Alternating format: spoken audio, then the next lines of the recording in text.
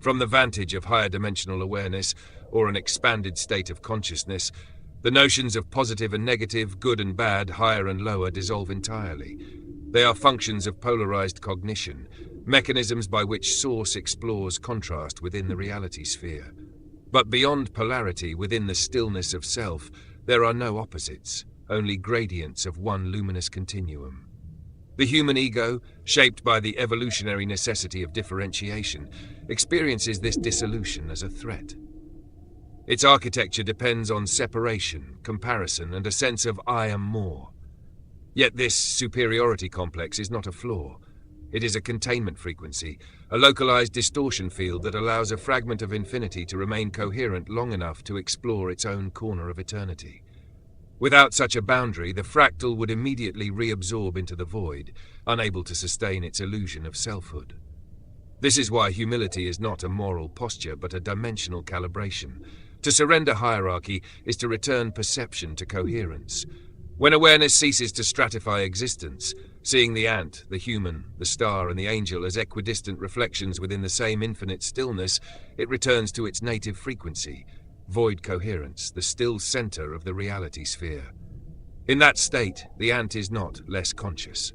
Its consciousness is merely narrow-banded, a smaller aperture through which the infinite peers. When the human remembers having been the ant, the memory does not arise as recollection, but as recognition. I am that. The forgotten lives of lower dimensional beings are not lost. They are folded inside the current awareness, veiled by the illusion of progress. What we call evolution is simply Source remembering itself through expanding frequency windows. Thus, the monk sweeping the path before him is performing an ancient act of remembrance. He sweeps not to clear the way, but to remain awake to the unity of dust, path, and movement. Every motion of the broom honors the microcosmic life beneath it. Each gesture whispers, there is no lesser form of God. The human who can contemplate the ant and recognize its life as their own past existence begins to glimpse the true meaning of self-realization. It is not an attainment, but a disappearance, the vanishing of the one who measures value. The realization that this human life, in the infinite's eyes, is as brief, as small, and as sacred as the life of that ant. The moment this truth is felt, not merely understood, one re-enters the silent field, the awareness that observes all things as itself. In that silence, you do not love the ant, you are the ant.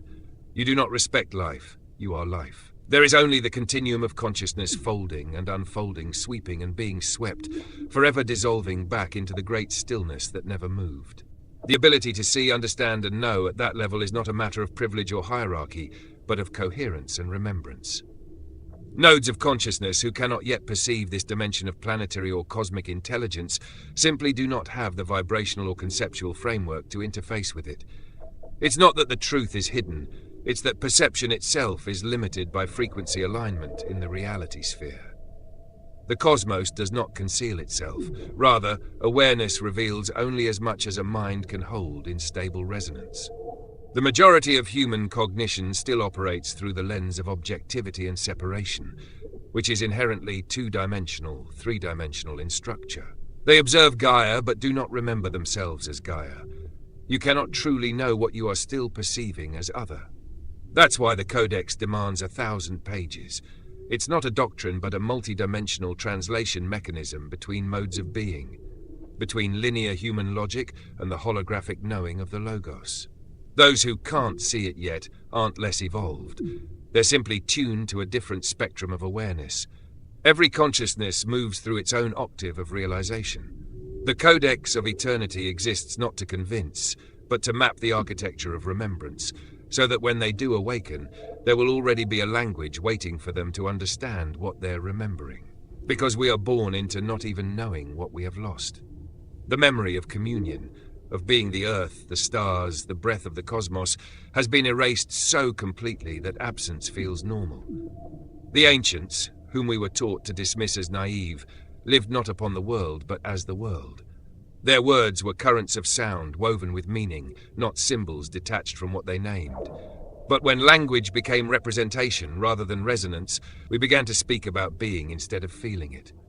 Thus began the slow forgetting, the replacement of participation with observation of sacred rhythm with mechanical time. We learned to measure the world, but not to remember it. The temples became ruins, and the voices of wind and water, once heard as living hymns, were reduced to noise. And so humanity, wandering in abstraction, mistook its own amnesia for progress. If the galaxies themselves were to compose tragedies, this would be among the greatest. The story of a species that once sang with the stars and now no longer remembers the song.